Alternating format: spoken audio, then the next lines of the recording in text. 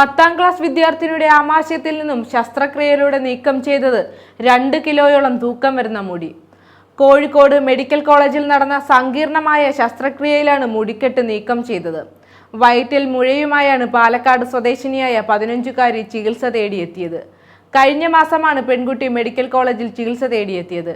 തുടർന്ന് നടത്തിയ CT സ്കാനിങ്ങിൽ മുഴ കണ്ടെത്തിയിരുന്നു. പിന്നീട് എൻഡോസ്കോപ്പിയിൽ ആമാശയത്തിൽ കുടുങ്ങിയിരിക്കുന്നത് ഭീമൻ മുടിക്കെട്ടാണെന്ന് വ്യക്തമായി.